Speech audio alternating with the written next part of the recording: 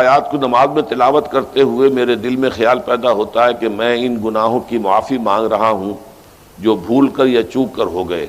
لیکن جو گناہ میں نے پورے شعور سے کیے اور اب بھی کر گزرتا ہوں ان سے کن الفاظ میں معافی مانگی جائے؟ وہ معافی مانگنے کے لیے تو یہ ہے کہ رب انی ظلمت نفسی ظلما کثیرا، جیسے حضرت آدم سے خطا ہوئی تھی اور حضرت حوا اور آدم نے دعا مانگی تھی ربنا ظلمنا انفسنا وان لم تغفر لنا وترحمنا لنکونن من الخاسرین، وہ دعائیں بھی قرآن مجید میں موجود ہیں۔ یا جیسے کہ حضرت یونس علیہ السلام سے غلطی ہو گئی تھی، اللہ کی اجازت کے بغیر وہ اپنی قوم کو چھوڑ کر چلے گئے، تو انہوں نے جو تسبیح کی ہے، جو ہمارے ہاں جس کی تسبیح بھی کی جاتی ہے اور اس کا آیت کریمہ کا جو ہے ورد کیا جاتا ہے، کہ وہ بھی اصل میں قلب کی گہرائیوں اور شعور کے ساتھ جو اگر ادا کی جائے تو بہت لا الہ الا انت سبحانک انی کنت من الظالمین، تو یہ جو ہے استغفر اللہ ربی من کل ذنب واتوب الیہ، یہ بھی ہے۔ تو مختلف ہے اس کے لیے کہ جو قرآن مجید میں بھی آئی ہے اور احادیث میں بھی۔ البتہ توبہ کے بارے میں چونکہ ذکر آج ہوا ہے اور آپ نے سوال بھی کیا ہے،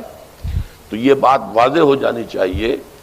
توبہ کی 3 شرطیں ہیں صحیح توبہ ہونے کی، اور یہ 3 شرطیں ہیں حقوق اللہ میں جو گناہ ہوا ہے اس کے ضمن میں۔ حقوق العباد میں ہوا ہے تو 4تھی شرط اور ہے۔ وہ 3 شرطیں کیا ہیں؟ گناہ پر حقیقی پشیمانی ہو، دل میں شرمندگی ہو، تعسف ہو کہ یہ کام میں نے کیوں کیا یا کیوں کرتا رہا اب تک، اور نمبر 2 عزم مصمم ہو کہ آئندہ ہرگز نہیں کروں گا، اور نمبر 3 اس کو چھوڑ دے بالفعل، وہ عزم مصمم پر عمل شروع ہو جائے۔ اگرچہ یہ ہو سکتا ہے کہ پھر غلطی ہو جائے، پھر ذہول ہو جائے، پھر نسیان ہو جائے، کوئی پرواہ نہیں، اس وقت جب کہ وہ توبہ کر رہا ہے نمبر 1 پشیمانی ہو حقیقی، نمبر 2 عزم مصمم ہو کہ دوبارہ ارتکاب نہیں کروں گا، نمبر 3 بالفعل اس کام کو چھوڑ دے۔ 3 کام اگر ہوں گے تب جا کر حقوق اللہ کے ضمن میں وہ توبہ صحیح ہوگی۔ فَإِنَّهُ يَتُوبُ إِلَى اللَّهِ مَتَابًا، توبہ جیسے کی جاتی ہے اس کی یہ تقاضے ہیں۔ اگر تلافی کر سکتے تلافی کیجئے، کسی کا مال ہڑپ کر لیا تھا واپس کر دیجئے، اس کے بغیر معافی نہیں ہوگی۔ اگر وہ فوت ہو چکا ہے، واپسی ممکن بھی نہیں ہے، تو ٹھیک ہے، اللہ تعالیٰ کے ہاں جو ہے وہ اس کا آپ کی نیکیاں اس کے حوالے کر دی جائیں گی۔ یا یہ کہ اگر زندہ ہے آپ اب نہیں بھی دے سکتے اس کا مال، یا آپ نے جا کے کہا بھائی میں نے آپ پر تہمت لگائی تھی، میں آج معافی چاہتا ہوں، خدا کے لیے مجھے معاف کر دیں۔ اور یہاں تک آتا ہے بعض صحابہ کا طرز عمل کہ ایک صاحب اپنے اسی طریقے سے ساتھی سے معافی مانگ رہے تھے،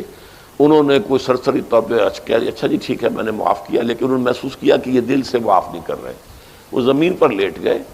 اور اپنا گال ایک جو ہے زمین پر ٹکا کر دوسرے کا، اس پر میرا اپنا پاؤں میرے دوسرے گال پر رکھو تو مجھے یقین ہوگا کہ تم نے واقعی مجھے معاف کیا ہے۔ تو یہ کیفیت تو اس انسان کی ہوگی نا جسے واقعتاً محاسبہ اخروی کا احساس ہو اور شدید کہ اس کی جواب دہی ہوگی، تو اس کے لیے تو پھر وہ ہر طرح سے تلافی کے لیے خوشامد کرے گا، بھائی خدا کے لیے مجھے معاف کر، اور جی معاف کر دیں آپ، بس یہ کیا ایک معافی وہ ہوتی ہے، وہ جو پولیس والے بھی معافی مانگ لیتے ہیں کبھی کبھی، تو وہ معافی نہیں ہوتی، حقیقتاً دل سے آپ معافی مانگیں تو وہ ہے معافی، اور واقعتاً دل سے معاف کریں۔